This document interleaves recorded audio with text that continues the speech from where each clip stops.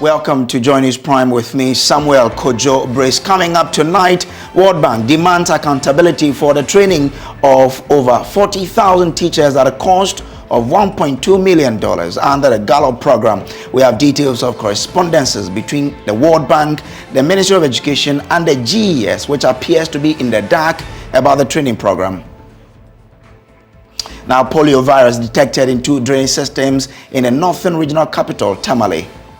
These viruses are picked up from the environment. Okay, so as part of the system, we have 2 sites, one in Sagnirigu and then the other in Tamale Metro. Also, Minority Chief Whip Muntaka Mubarak cautions members of the Privileges Committee against recommending expulsion from Parliament 3 absentee MPs currently under investigation amid argument such a move amount to stabbing the heart of Parliament. Because of numbers of voting and other things, we want to treat ourselves this way, and we members of Parliament think that, oh, it is fine to do it. This is just taking a dagger and stabbing yourself. Now, President Akufo-Addo charges metropolitan, municipal, and district assemblies to remove all structures obstructing the free flow of water. Metropolitan, municipal, and district chief assemblies have been charged to ensure the obstructions to the free flow of water, as well as developments along waterways, are removed immediately. You will be held accountable for any breaches that result in damage from flooding. Now, the polio virus has been detected in 2 drainage systems in the northern regional capital, Tamale. The virus was found in a drain in Koblemagu in the Tamale metropolis and Nyanshegu in the Sanerigu municipality. According to the Ghana Health Services, samples which were sent to the Noguchi Memorial Center for Medical Research returned positive. The Deputy Northern Regional Director of Health in charge of Public Health, Dr. Hilarious Abiu, who disclosed this, said the health service routinely sends samples to the Noguchi Memorial Center for testing as part of their surveillance, adding that the latest return is positive. He said as part of their surveillance, they will keep an eye on children under 15 and the environment. Dr. Abiu added that some investigations are underway to find out the extent of the spread of the virus and also children who have come into contact with the virus. Part of the surveillance system, we'll keep an eye on children under 15 who are often affected by polio, but we also would keep an eye on the environment because most of these viruses are picked up from the environment. Okay, so as part of the system, we have 2 sites, one in Sagnirigu and then the other in Tamale Metro. So every month we pick samples from these drains and then transport them to Noguchi for testing. So it was one of these routine samples that was taken that we've been informed a few days back that they've isolated, these virus. Okay, so with the detection of the circulating vaccine-derived polio within the environment, we needed first of all to investigate, and the investigation is to find out the extent of the presence of these viruses in the environment, 1. 2, we need to find out whether there are children who are not immunized or who have not been vaccinated against polio in that environment, because if there will be an outbreak, if people will be affected, it is those children who have not had the vaccination that will be affected. We would also want to know whether children who we have even vaccinated have come into contact again with the virus and probably are shedding it, because a number of these vaccines could be spread through inappropriate disposal of waste material like feces. Okay, so if people are defecating in our drains and all of that, it becomes a source. So if Now, joining us on phone for more on this is the Deputy Northern Regional Director of Health in charge of Public Health, Dr. Hilarious Abiu. Doc, thank you for your time. What does this new detection mean since we were declared a polio-free country some time ago? Right. First of all, declaring the country as polio-free, it's usually in reference to the wild polio virus. I mean, the polio virus that exists in nature. Okay. But beyond that, periodically, we could have the virus coming from the regular vaccination exercises that we carry out. And so that is the kind of thing we are seeing in the environment. This is not the wild polio virus that exists in nature.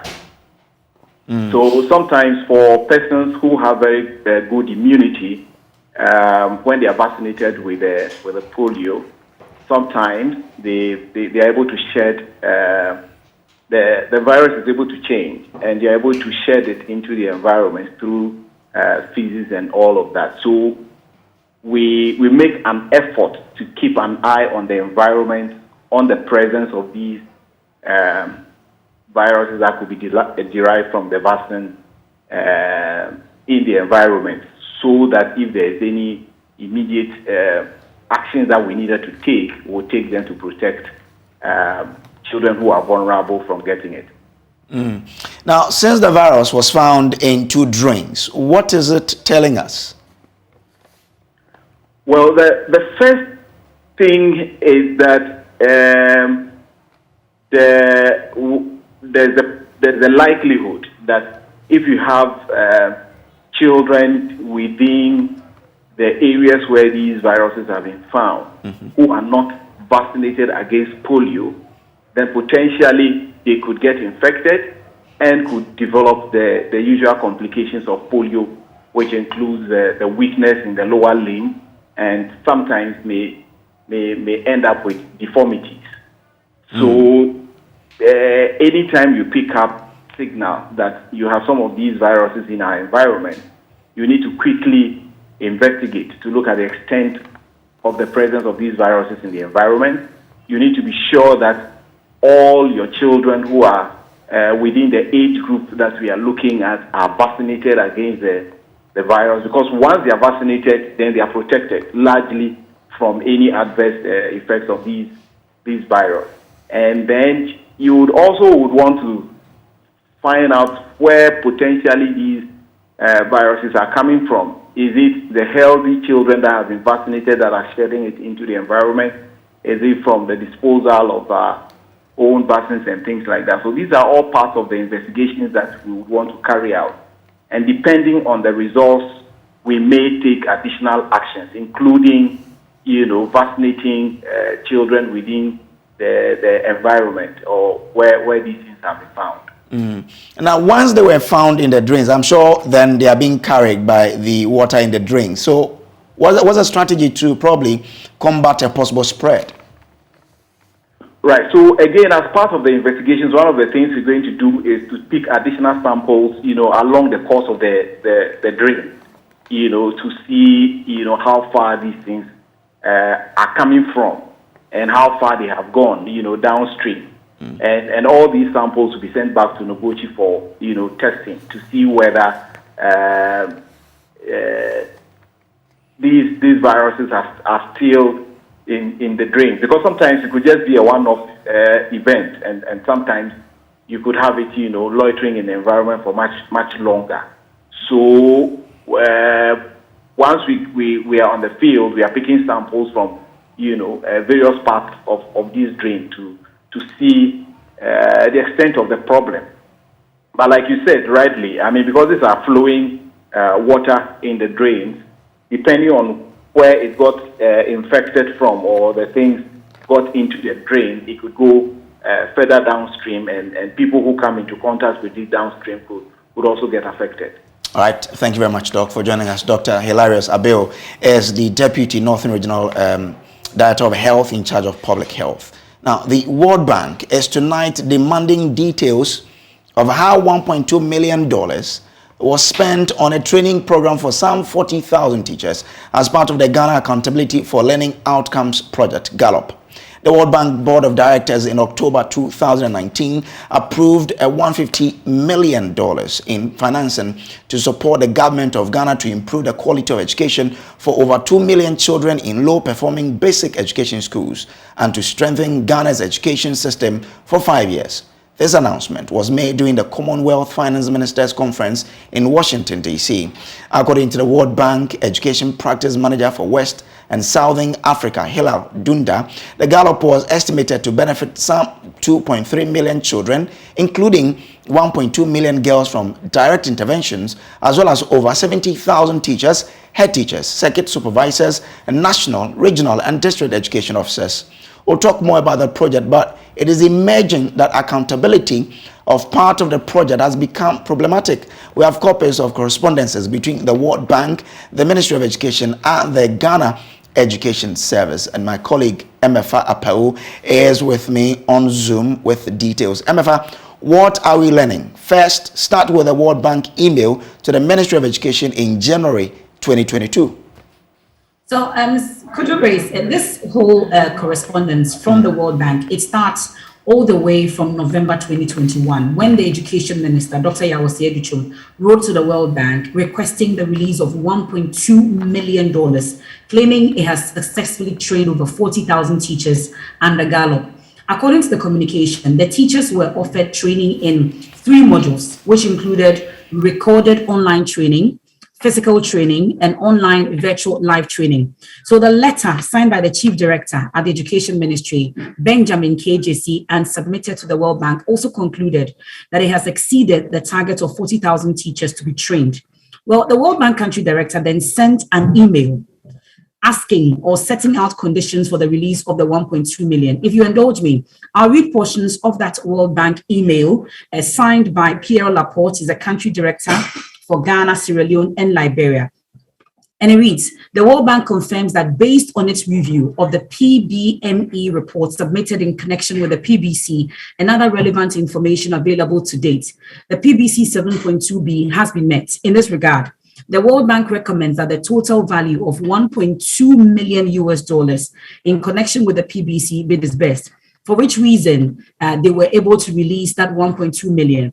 Then in January, for what you've been talking about, the World Bank, upon receipt of the documents, asked the Education Ministry, in another email correspondence, asked for clarity of the training of the teachers, including asking the MOE. So this is after the release of the 1.2 million. Then they wrote again, asking for further details. And this is an email sent by Tara O'Connell, and she is the Chief of Education for UNICEF Ghana Country Office. And this is the email that she also sent. So she's also asking that the Ministry of Education shares the slides for this particular training course, as well as examples of the self-assessment teachers were asked to undertake, so they can have an understanding of the actual content. They asked for 4 things, and the third is that the MOE should give any qualitative feedback from teachers who did the training that can give them a better understanding of whether they feel their distance learning skills have improved. And then finally, asking for clarification whether the portal is linked to student performance to demonstrate impact results of the Teacher Digital Literacy Portal. So this is the second email, this time from the UNICEF. You know, this program is being undertaken in collaboration with IDA, World Bank, and the UNICEF on this particular training. So this is the 2 correspondences that we've seen from UNICEF, World Bank to the Ministry of Education. However, they then wrote again to the GES since there was no response. What did they say in that letter? Okay, so I have the response from GES. They wrote to the GES because since they wrote to the Ministry of Education for clarity, it did not come because they had written from January. We are in May now. So this letter that I've seen from the Ghana Education Service is dated 30th March 2022. But they, instead of responding to the World Bank, rather wrote to the Ministry of Education asking for clarity. Now listen, Grace, it's titled Ghana Accountability for Learning Outcome Project, Gallup Verification. I'll read verbatim. It says the Ghana Education Service is in receipt of the attached documentation and correspondence between the Ministry of Education and the World Bank regarding the Ghana Accountability for Learning Outcomes Project.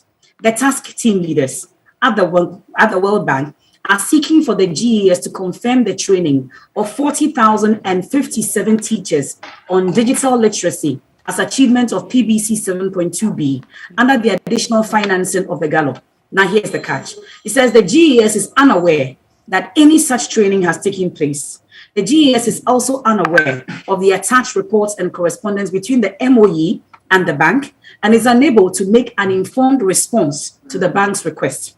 I therefore write to you, Honorable Minister, to kindly seek your advice and direction to enable the GES to respond appropriately to the enquiries from the World Bank, and it attaches relevant documents. And this is signed by Professor Kojo Mankwa, Director General of the Ghana Education Service.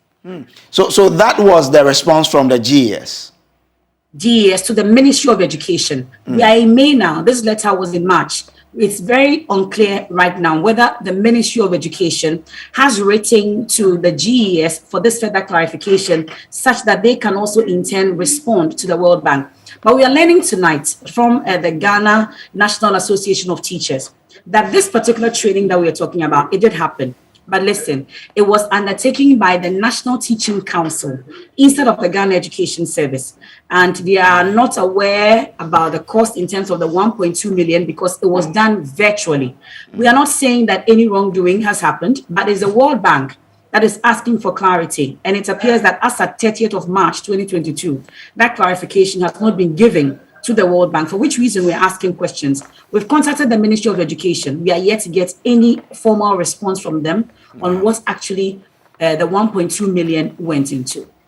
MFA, thank you very much. That was some details there about this particular project. But let's talk a bit more about the Ghana Accountability for Learning Outcome project, Gallup. Kofi Asare is the Executive Director of the Africa Education Watch, and he joins us on phone. Chief, what's your own reading of what could be happening between the Ministry of Education and the GES? How is it that training of certain nature could happen on the blind side of the implementing agency, as we are hearing tonight? Good evening. If you recall, last year we raised issue with the new, if you like, the implementation role that the Ministry of Education has assumed in a lot of the work of the GES. And the ministry was not happy. But that is the reality. The education service is designed to provide education service delivery. And the ministry is the oversight agent. Supposed to provide, to coordinate the implementation of education policy. Okay. But you find that the ministry has largely become a net implementer of policy than a coordinator or developer of policy, which is not diplomatic. When you read, people at the ministry are always not happy about it. But that's the reality. The reality is that the ministry is supposed to be an implementing agency. And you give an example like Free Senior High and the Free Senior Secretariat and the way it operates, and so many other, including how Gallup has been implemented. So one, the first issue is about interagency collaboration and then the linkage between a supervising agency and an implementing agency, where it appears that the supervising agency is doing the work of the implementation agency. So there seems to be some power play between the two, because everybody is trying to protect their turf, and then there seems to be some interference in the turf of the GES, which is leading to some level of resistance. That is what you see from far. Now, come closer to the project request. There is another challenge of opacity in the implementation of projects. Why am I saying this? Ordinarily, when government are implementing projects with the taxpayers' fund, and don't get me wrong, if World Bank is funding a project, it's an idea, it's a loan, and the taxpayers' fee is going to be used to pay the loan. Now, whenever government is financing or implementing a project, the impulsive response of government is to make every information secret from two sides. That is the impulsive response of government. And so normally, in demanding our accountability as part of our mandate, we normally rely on reports we get from donors. But when it's a World Bank project, World Bank, within the context of their engagement terms, normally will sign non-disclosure agreements with the government of Ghana, with the Ministry of Education in this case, that information on the project will not be disclosed by the World Bank to any third party. Now, once that agreement is signed, it means that those organizations like us will not have the benefit of a single report from such an important $15 million intervention to provide virtual learning systems and technologies and capacity building for teachers and students. Because of COVID. This is just a small part of the gallop. This is just a small part, about $15 million. So you see, because of the arrangement, the terms of engagement between the World Bank and the Ministry of Education, we are unable to get any information from the side of the World Bank in terms of progress report, implementation progress report, and then add that technical report that will give us an idea, or that will give us an opportunity to monitor how the project is being implemented. Now, last year in November, we commissioned a review of this particular project, among other COVID-related projects. And if you read our report on the page 20, we indicated that only 6% of the teachers we interviewed had received digital learning training. This was as of November last. Then on page 25, we indicated that there is no information on the project implementation, and that the Ministry of Education has not put out, as usual, any report, technical report, financial report, procurement report, implementation completion report, because the project has ended. Nothing at all. So absolutely there is no information on it. So it makes it very, very difficult for you to review the project management and implementation proper, apart from interviewing beneficiaries. Okay. So that is the challenge that we face. And I am happy that issues like this are emerging, because it will ring a bell in the ears of the World Bank that perhaps they need to change. Not perhaps, they need to change the rules of engagement. The World Bank believes in accountability. That's what we've been made to know. If they believe in accountability, I think that the World Bank should desist from signing non-disclosure agreements with government. Bearing in mind that our government will not give information on project implementation to us. They won't. The important response is to withdraw information or to make everything quick.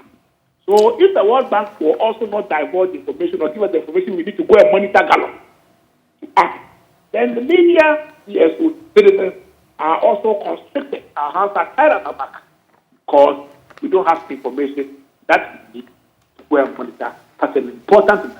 I'm not saying that something bad has happened. What I'm saying is that in the absence of information on implementation progress, it is impossible for actors like media, CSOs to monitor such an important $50 million intervention. Okay. But the same or not, whether these trainings were done and whether they have benefited the public. Would you be proposing to the World Bank to probably stop signing such non-disclosure agreement with government? Yes, yes, indeed. When they were co-creating this particular Gallup project, we were part of the training. And I made the point that they have to be part of that colonial practice of signing non-disclosures and non-disclosing information on the project. Because whenever you do that, you also support opacity. You do not support transparency. And without transparency, there cannot be accountability. And then in that case, you are actually preventing citizens from demanding accountability in the use of our own funds.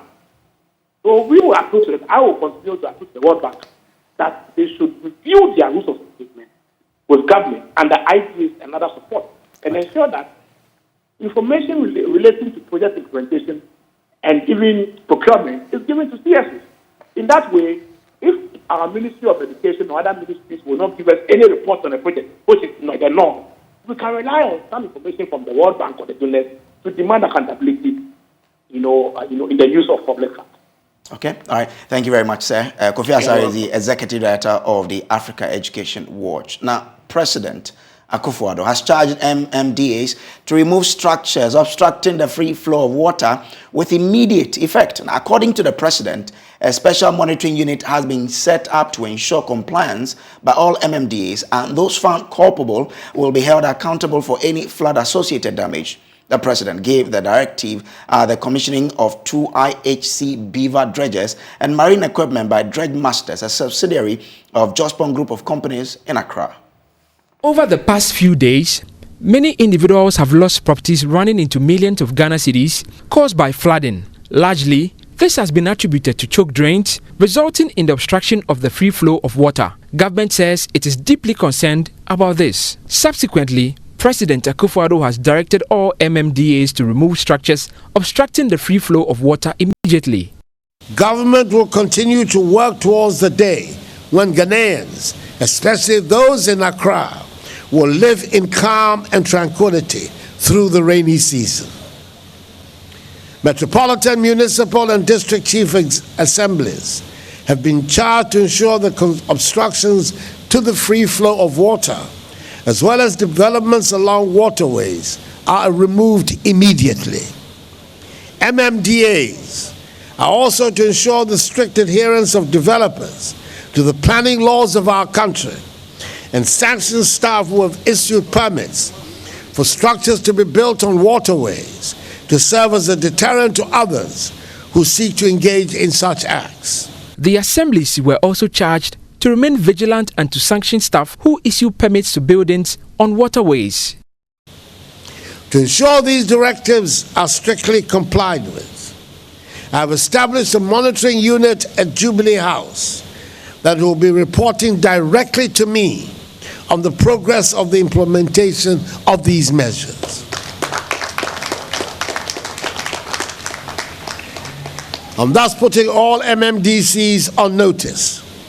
You will be held accountable for any breaches that result in damage from flooding. As President of the Republic, I will not allow the selfish acts of a few to jeopardize the collective futures of the rest of us. Minister for Works and Housing Francis Asensu-Boakye also admonished Ghanaians to desist from recklessly dumping waste into drains while government works to desilt them. Every citizen has a role to play in complementing the effort of government in finding sustainable solutions to the perennial flooding. We all need to take our own safety seriously and be more mindful in the manner we dispose of solid waste. Meanwhile, Dredge Masters, a subsidiary of the Jospon Group of Companies, has unveiled top-of-the-range dredging machines, including 2 IAT beaver dredging machines and 2 tugboats. According to Executive Chairman of Jospon Group of Companies, Dr. Joseph Sian Ejapon, these machines will put Ghana ahead of its competitors in the dredging industry. The dredgers can undertake mega projects at ports and harbors, reservoirs and dams, reclamation of lands from sea, environmental and climate change mitigation works, and flood control, to name a few. Gentlemen, it is worth mentioning that we are the only local African company to have established a dredging company with a such huge capacity. Normally, when dredging activities are being done at the port or any other services, equipment must hire from European countries to be able to do so. This potentially eliminates the hiring of foreign companies at huge costs for similar works. Dredge Masters Limited is highly committed to promoting local content. Government also revealed its intention to develop the Volta Lake. Although the details were amiss, the Transport Minister, Kweku Ofori-Esiama, says it will need the help of Dredge Masters when the time is due. Mr. President, it is our hope that their expertise will be brought when we are about to develop the Volta Lake. We would seek to have a very strong collaboration with them in order to help us develop the lake for the use of the people along the Volta Lake. Mr. President, for us as the Minister of Transport and GPHA, we hope that today will be the end of one of our Achilles. Why we need to wait for a long time before we get a dredger to do our work, and also the high cost associated with it. We hope that the launch of this facility will help us to get machines on time to do our work and also do it at a reduced cost. For Joy News, Michael Ashali. Well, we'll take a quick break here. When we return, we'll bring you more news here on Joy News Prime.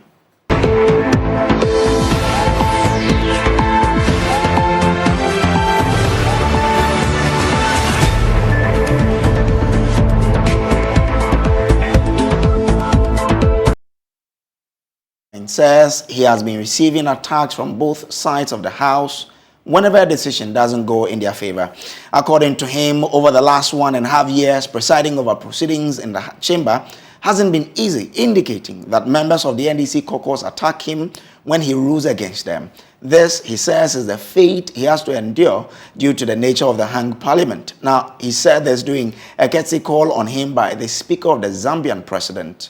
That technology, the co-leadership, the co-leaders, what happened now, there's no majority, there's no minority. So by the current model that we have, only know about majority and minority. And you need it because the standard order say the chairman of the business committee is majority leader. And usually the majority leader might not be in government. That is our system. That's how can we run process. Even though my party is in opposition and not in government, I happen to be the speaker. And it's through my own legacy of having to work into the other side and to be able to get some of them to vote for me, including the massive support of my own party members. And the person that contested me was the incumbent speaker, who was the nominee of the president. And therefore, this is the kind of parliament we have, a hung parliament. And I have a lot of knocks from both sides, trying to balance the equation. Because if I rule against my people, they come knocking at me that I'm not showing them I'm part of them. When I rule against the majority, you see, it's partisan. That's why I rule against it. And so, for 1.5 years now, now, we can't hate ourselves that much. Those are the words of the Minority Chief Whip, Muntaka Mubarak, on his colleagues on the Privileges Committee, who are set to probe some 3 NPP MPs for breaching the 15-day absence rule. The Asawase MP cited instances where Supreme Court judges who were absent from posts were still being paid by the state, and added that civil servants still remained at post despite their incapacitation, a situation he believes should be emulated by the House. Muntaka Mubarak, who is unhappy with the Speaker's decision to refer the 3 absentee MPs to the Privileges Committee, asked the committee members to be wary of its decision, arguing any recommendation that would trigger a declaration of their seat as vacant would be a dagger in the heart of Parliament. Dom Kwabenya MP Sarah Adjoa-Safo, Ayawaso Central MP Henry Korte, and the Assam North MP Kennedy Ejapon will from tomorrow appear before the committee to justify why they absented themselves from legislative duties for 15 sittings. Muntaka Mubarak has been speaking to my colleague Kwesi Parker Wilson. I just want to remind our colleagues who are on the privileges to know that this is about ourselves. This is about ourselves. And I'm sorry to say, the public, some for lack of understanding the work that parliamentarians do, others for whatever reason for themselves, speak evil and ill of members of parliament. We can't hate ourselves that much. We can't. You and I have been in this country. I will not want to mention specific names. Go check Supreme Court. I know people, Supreme Court judges who were sick for 3 years. They were still being paid. They were there, but they were on the job. That's why they got the sickness, because they were on the job. So the state continued to take care of them. For 3 years, they were not working. They were still being paid. If we were to follow the Constitution, once they became incapacitated, we were supposed to be removed, but they were not removed. Go check civil servants. How many civil servants in this country, as you and I are speaking now, were sick or are sick, but because they are sick on duty or in office, so maybe he's a chief accountant, but he's now ill, everybody empathizes with him or her. The state continues to pay that person until the person gets well. Go check how many teachers, go check how many doctors, how many nurses, how many accountants, how many directors are in this state. The state continues to take care of them and give them time to recover and come back. When it is a member of parliament, because of numbers of voting and other things, we want to treat ourselves this way. And we members of parliament think that, oh, it is fine to do it. This is just taking a dagger and stabbing yourself. Because the public who don't understand the work that you do, just think that you don't deserve anything. Look, believe me, even if members of parliament go naked, you still have people who think we are still not doing enough. So if we as parliamentarians decide to hate ourselves. Well, it's up to us. So I want to caution my colleagues on the privileges. Reflect all the things that is happening and put each and every one of these members in your own shoe and ask yourself whether these members are deliberately doing what they are doing or they have a just cause.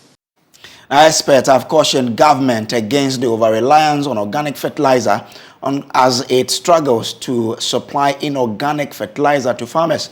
This comes on the back of the Minister of Agriculture, Dr. Efriye Akoto's revelation that the government has resorted to go organic. According to the sector minister, the move is to make up for the importation of inorganic fertilizer, which is beginning to face serious challenges. But organic fertilizer producer Michael Paddy-Tour says they must be used at par. Last year, if you compare the amount of fertilizer distributed to our farmers, you will see a sharp drop this year.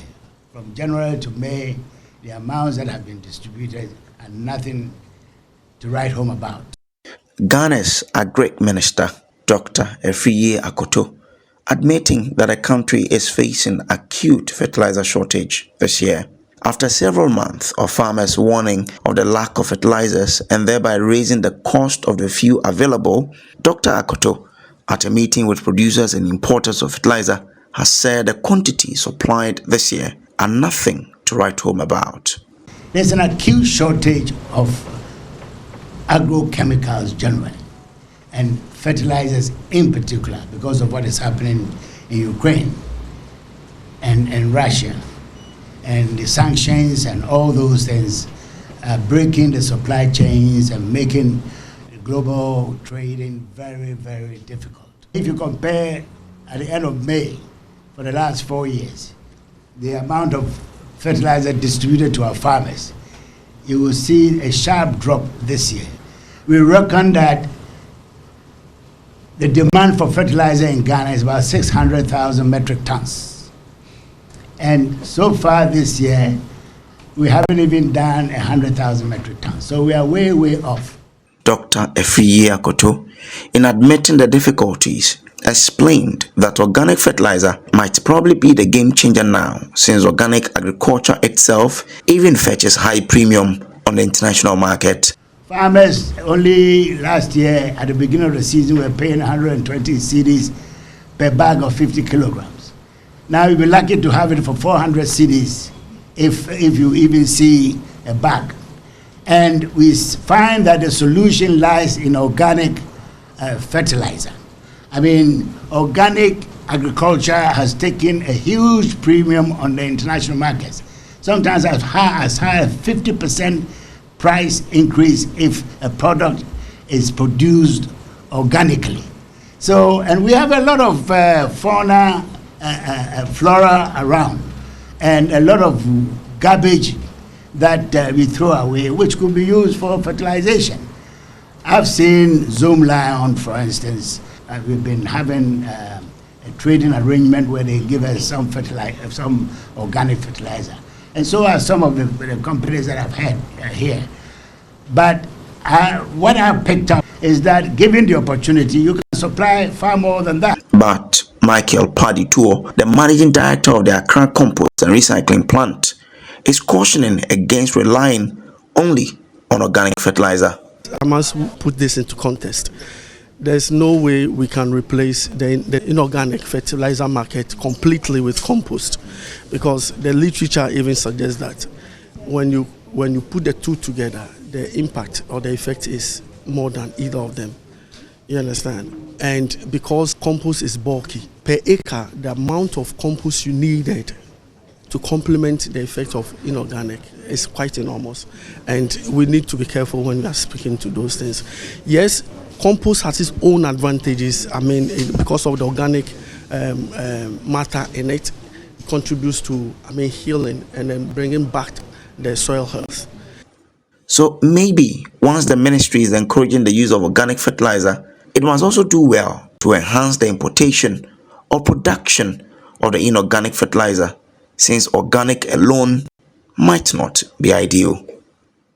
For Joy News, Samuel Kojo reporting. Now, the former Chief Executive Officer of the Public Procurement Authority, Ajenin Boating Ejay, and his brother-in-law, Francis Kwekuaheng, have been granted bail to a tune of 5 million cedis each. The Criminal Division of the Accra High Court demanded that they presented the 2 justified sureties.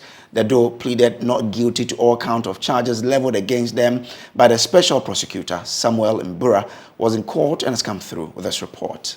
Counsel for the former PPA boss, Kwame Echampong, defends the innocence of his client in an interaction with the media after the court proceedings. He, however, expressed optimism the trial will give them the opportunity to prove their case.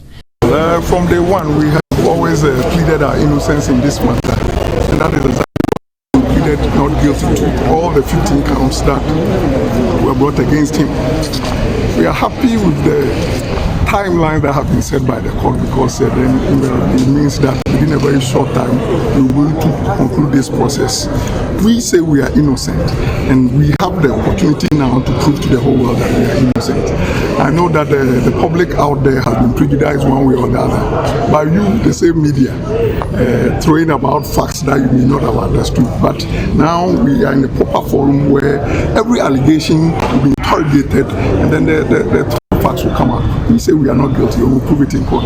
Mr. Abiaje has been accused of a conduct of improper and unlawful participation in the tendering processes without discovering that he was the majority shareholder of Thailand Discovery. During his tenure in office, he is reported to have participated in the tendering processes of tenders such as the Ministry of Inner City and Zongo Development, and unlawfully altered the decision of the board in favor of his company. Special Prosecutor Kisir Jabin said he has a firm conviction there is enough evidence to proceed with the case in the interest of the public. I have my firm conviction and that we have every evidence to see the accused guilty. This in respect of the procurement breaches by the former Chief Executive of the Public Procurement Authority and his brother-in-law. So that's what we have today. So his plea, their pleas were taken. They pleaded not guilty to all the counts, and the court has given directions in respect of how the trial will proceed. So we'll be back in a month's time to comply with the court's processes, and the trial can commence. Meanwhile, the court has directed that the special prosecutor to within 4 weeks file disclosures and serve the accused persons with all documents intended to rely on during the trial. The OSP is further directed to file witness statements of all witnesses and serve same on the accused persons. The accused persons are also expected to file their addresses and list of witnesses. ABAG is directed to deposit his passport and national IDs at the registry until the final determination of the case. He is also directed to provide 2 justified sureties. The court has warned it will not tolerate acts intended to drag the trial. The case has been adjourned to June 28, 2022. Kojo News, Samuel Mbura reporting. Now we'll take a quick break. We'll return with Showbiz.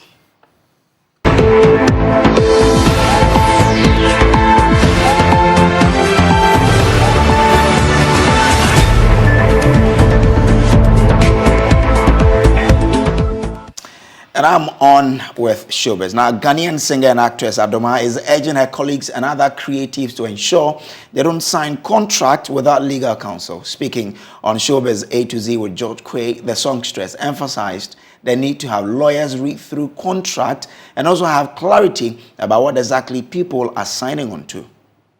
Say that these are my personal experiences. I don't want to discourage anybody from taking opportunities if as and when they come. I just want them to be very, very, very, very careful. Please read the contract. Please read it and make sure you are aware of what you're signing before you sign, and be sure, do your research, because for me I was just going with the flow, and I guess that was part of the problem. But I'm not trying to say that everybody is like, that's not true. It's just a personal experience and something that I personally went through, but I'm not saying that that is how everybody is. So this is not to discourage people, of course, when opportunities like that come. Just do due diligence and be very, very, very alert. Make sure your lawyer is reading, like Charlie, be very, very alert. Yeah, that's all I'll say. Now, former midfielder of the Ghana Black Stars and coach of Dr. Pounce's Dreaded team, Ajiman Bedu, has disclosed how his team are poised to win this year's edition of the Hits FM Rep Your Jersey tournament. The footballer lauded Hits FM for the initiative and also urged the public to show up in their numbers at the Aviation Social Center this Saturday. He was speaking with Dr. Pounce on the Hits Gallery show. So far, it has been very fantastic. Aviation Center, like popular players, like great footballers. Yeah. Dr. Pounce, this year I think it's uniform because me share or statistics me scrutinize year ni na wabo 6 games na assist kwa one mabi. Me wo team a be about 38 matches what 24 goals. They say me wo players me pese me buo mudin wa ha asawajan me pese me de ne ba me na kasa nti me de nato special training so kuma sesi a edinama obi a oye ne ho adwuma nti it's a very good initiative for the bia de ho begimti Saturday obi amra aviation center aviation social center yeah bomb say so bia ne ho abeto Mr. Hagla ho ne comfort workers ope weather ba nti momra obi amra na o mehwe good football good coaching and yes, my bobo wow. Sign him coaching tactics. Send him player be room. Well, me bought na me bought 433. Okay. By this my system, me bought 352. Whether it rains or shine, we will be there, and we'll be repping our jersey. Which team do you support? Rep your jersey and let's meet at the Aviation Social Center this Saturday. Well, that's how we call it a wrap on today's edition of Joy News Prime. There's more on myjoyonline.com. My name is Samuel Kojo Brace. I've enjoyed your company.